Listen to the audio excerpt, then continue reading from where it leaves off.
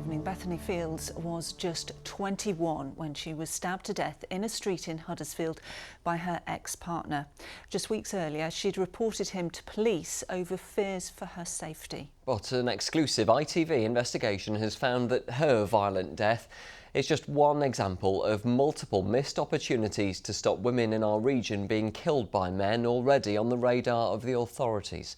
Families have told Calendar they believe their loved ones would still be alive today if more action had been taken. Our investigation has found that over a 5-year period, 18 women were killed in our region by men who were previously known to police. 15 of those women had gone to the police themselves, and 4 men were on bail at the time they carried out the killings. Tonight, in the first of our Unheard Voices series, Bethany's mother, Pauline, has been speaking to our reporter, Amelia Beckett, and says she's broken forever.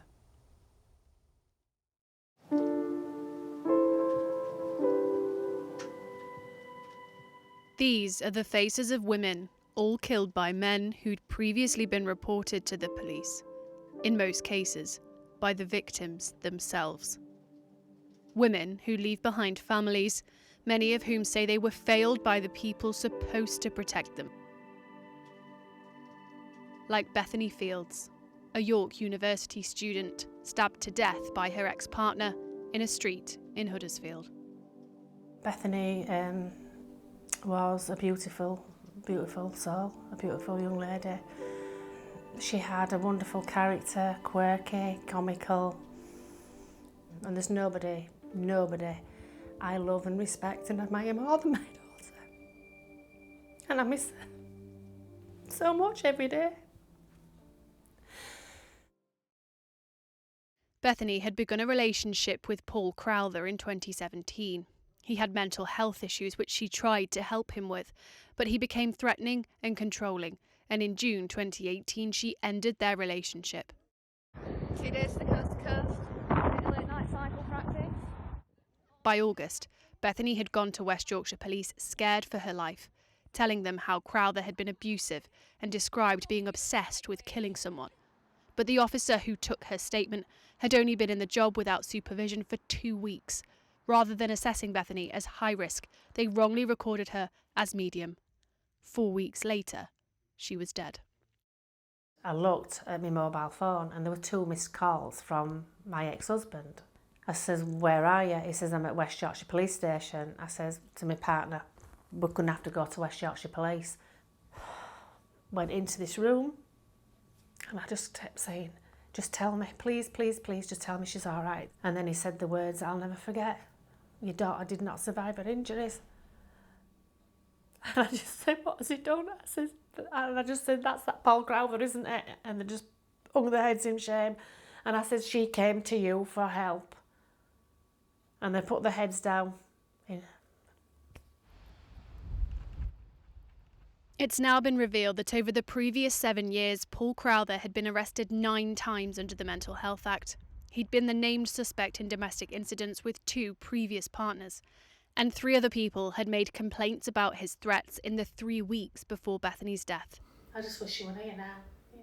Bethany even told police herself he should be sectioned, but he never was. Do you feel that the authorities failed Bethany? Definitely. Absolutely, 100%. It's just, how can any mother comprehend and ever get over that? To lose your daughter, but then to know it was so preventable. It's crushing, it's devastating, it's just, we're broken forever. Broken forever. I have no future, Bethany has no future, her father has no future. Robbed. Completely robbed of her future at 21-year-old. Our investigation has found Bethany was one of at least 18 women across Yorkshire and Lincolnshire who were killed by a partner, ex-partner or family member between 2019 and 2023 who were already known to police. At least 15 of those women went to the police themselves, and at least 4 of the men were on bail at the time they committed the offence. You report something, the police take a report, they then record that report. Louise Taylor was a police officer for 10 years and now helps survivors of domestic abuse alongside Barnsley-based charity Resolute. While she left policing in 2009, she believes the behaviours she saw from some officers then still exists today. There were some really good officers that really dealt with domestic abuse well and really helped the victims, and there were some extremely poor officers.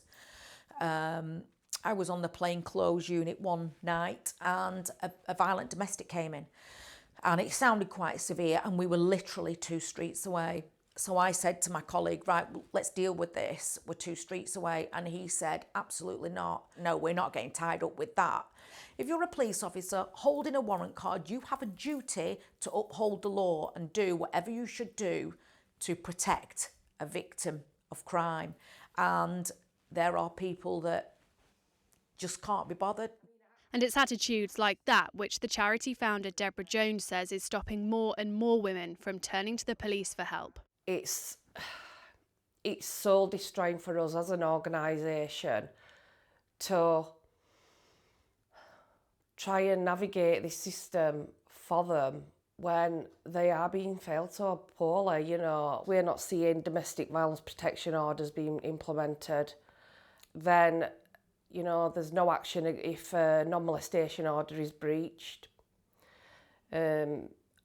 I've said numerous times, you know, these orders are not worth the paper they're written on, basically.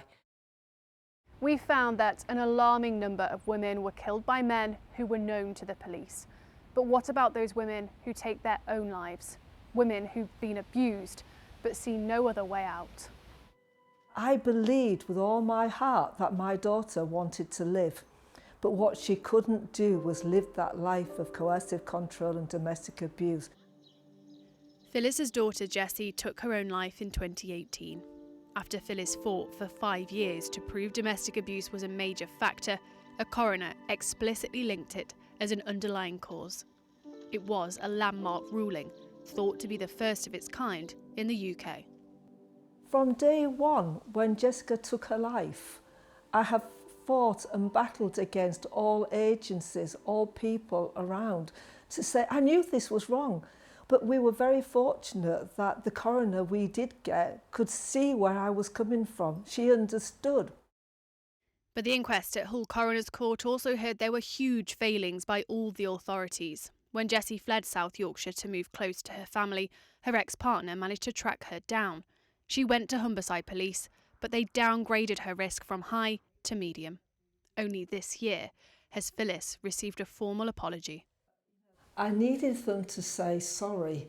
I needed them to say sorry so I thought they would learn by what they didn't do.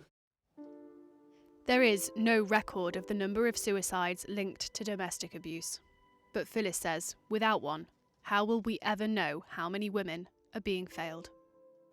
What is it that drives you to do all the work that you're doing now? The love of my Jessie. I can't bring my Jessie back.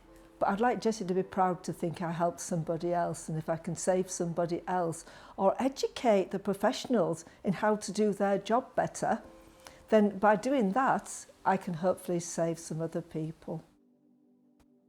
Humberside Police told us their thoughts remain with Jessica and her loved ones. They fully accept her reports of domestic abuse were not handled as fully and appropriately as they could have been, and have since made numerous improvements, including in their risk assessment process. In the case of Bethany Fields, West Yorkshire Police told us they have accepted and implemented all recommendations made in the IOPC investigation and domestic homicide review. They have also improved their risk assessment processes and are working to improve understanding of perpetrator offending behaviour.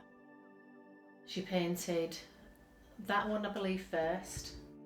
But since Bethany was killed, there have been at least 14 serious reviews into the deaths of other women in Yorkshire and Lincolnshire. The question from Bethany's family is, why do the same warnings keep being missed? Such heartbreaking stories there. Well, Amelia joins us in the studio now. Good evening, Amelia. Really stark figures. The number of women who've been affected over the last 5 years. What have the police in our region been saying about the findings? Well, Laura, you're right. Those figures break down as 11 cases in West Yorkshire, 3 in Lincolnshire and South Yorkshire, and 1 in the Humberside Police region. I asked all those forces for an interview. They all declined and instead sent us through statements which say they've responded to the recommendations in response to all these deaths and improved training for frontline police officers in their response to domestic abuse. But I worked with the Femicide Project on this investigation, and their data shows the same patterns still keep happening. It is consistent across the whole of the reviews of the domestic homicide reviews that we have seen, that basically those patterns emerge again and again and again, of going to the police, of recording, of being in a position that the authorities know about it. The domestic homicide reviews flag it, but again we see the same patterns, and it's absolutely devastating, because the same things were happening in 2009 that are happening now as well. Well, we also asked for an interview with the National Police Chiefs Council. Just a year ago, they said that their approach to tackling violence against women and girls should be the same as terrorism. They too declined an on-camera interview, which is really disappointing. You know, I've spent months speaking to bereaved families who just want some answers as to why their loved ones were failed by the people who were supposed to protect them. I was hoping to ask those questions to the body, who say they're taking it seriously, but instead they sent us a statement saying that since 2020 they've been working with academics to study every domestic homicide and suicide following domestic abuse. And this has led to a number of improvements, they say, in the police response. Of course, families just want answers, don't they? Amelia, thank you so much. Well, the new Labour government has pledged to halve violence against women and girls. Let's hear now from our political correspondent, Charanpreet Kaur. Charanpreet, you put Amelia's findings to the government, didn't you? That's right, Michael. I've been speaking to Jess Phillips, the Minister for Safeguarding and Violence Against Women and Girls. Now, it's important to mention that Bethany and Jessie's cases happened before the change of government to the current Labour one and before Jess Phillips took that post. But violence against women is something that she's cared about for a long time. For the past decade, she's been doing this. Tracy Kidd. Reading out the names of women killed by men in the UK every year. Now she has the power to change that. So I started by asking her whether the 18 women in our region killed by men known to the police had been failed. I'm afraid to say that what you have found is not something that comes as a particular surprise to me. And that is the entire reason why I personally have dedicated my life to trying to improve things, and why in government we are absolutely determined that these stories that you're telling about repeated failures, women having to return to the police, are ended once and for all. Well, let's have a look at some of the mechanisms that are in place at the moment. First of all, I want to talk about domestic homicide reviews. In the cases of the women that we've investigated, domestic homicide reviews often echo one another, which would suggest to us that the lessons aren't being learned. It's a completely fair criticism, and at the moment we're currently reviewing exactly how domestic homicide reviews actually go on to change things. And you're right, if the same failures continue to happen, there's fundamentally something that has to be done. How confident are you that the police can change? I want to bring up the case of Bethany Fields. She was stabbed to death by her ex-partner, Paul Crowther. She reported him 3 times before he died. West Yorkshire Police failed to record her risk correctly. They didn't file her statement for 7 days. There were gaps in the information that they held about Paul Crowther. They still haven't given her mother a formal apology. How can we trust that the police are going to learn from their errors and change if they can't take accountability? There isn't a police force in the country, I'm afraid to say, where the same story couldn't be told. And so this isn't an option of whether to wait and see if they can just change. We will be working across policing. It will be monitored, and we will make sure that it is. Do the police take domestic abuse seriously enough, in your view? There is good and bad practice all across the country. What we have to make sure is that there are standardised practices across the country and across officers. We're putting specialist teams in every 999 call centre to make sure that the first response, not the third, response is the best one. So we are moving every lever that we possibly can. To be honest, I don't feel like we are getting any resistance from policing colleagues. So I think that the time is now, and they recognise it and we recognise it. Every year in Parliament we hear you reel off the names of women who've been killed by men. Why do you do that? Do you think it's going to change? I wouldn't do it if I didn't think it was going to change things. That's the only reason to do it. The reason that I read those women's names out is because I don't want to get used to the statistic of a woman dying every 3 days as if she's not a real human being. And actually, in the 10 years, in the decade now that I have done that, I think that the country does care considerably more about it and makes huge demands of people like me and of police forces. And that's the reason for doing it. And that was Jess Phillips, the Minister for Safeguarding and Violence Against Women and Girls. Well, if you've been affected by any of the issues raised in this investigation, or you're seeking more information and support, then do head to our website where you'll find help and guidance. It's all there at itv.com/calendar.